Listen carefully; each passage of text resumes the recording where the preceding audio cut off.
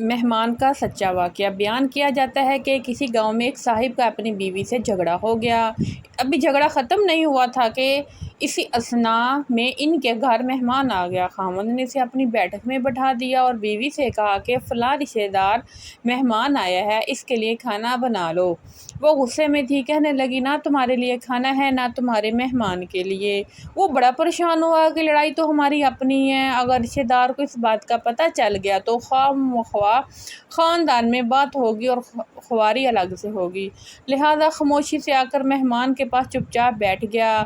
اتنے میں اسے خیال آ گیا کہ چلو بیوی اگر روٹی نہیں پکاتی تو سامنے والے ہمارے ہمسائے بہت ہی اچھے لوگ ہیں، میں انہیں ایک مہمان کا کھانا پکانے کے لیے کہہ دیتا ہوں۔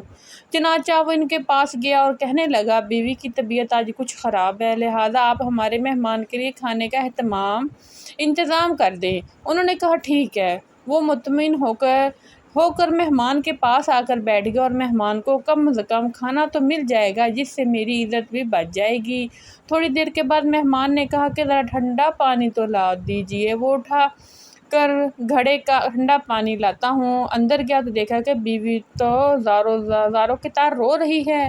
وہ بڑے حیران ہوا اور کہنے لگا کیا بات ہے؟ اس نے پہلے سے بھی زیادہ رونا شروع کر دیا۔ کہنے لگی بس مجھے معاف کر دیں۔ اس کے خاوند نے کہا کہ بتاؤ تو صحیح آخر تمہارے رونے کی وجہ کیا ہے، تم ایسے کیوں رو رہی ہو؟ بیوی نے کہا کہ پہلے مجھے معاف کر دے پھر میں آپ کو اپنی بات سناؤں گی۔ خیر، اس نے کہہ دیا کہ جو لڑائی جھگڑا ہوا ہے میں نے وہ دل سے نکال دیا ہے اور تمہیں معاف کر دیا ہے۔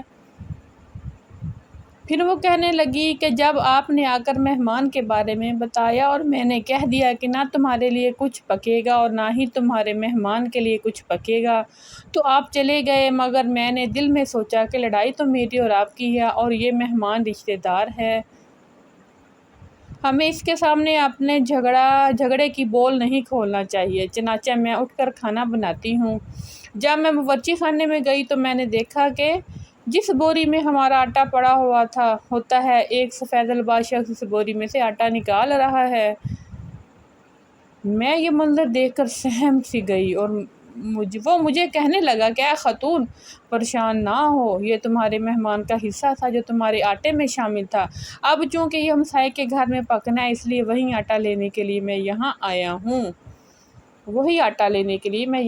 ہوں۔ اس واقعے سے ثابت ہوتا ہے کہ مہمان بعد میں آتا ہے جبکہ اللہ تعالیٰ اس کا رزق پہلے بھیج دیتا ہے۔ یہ واقعہ کتاب خطابات فقیر سے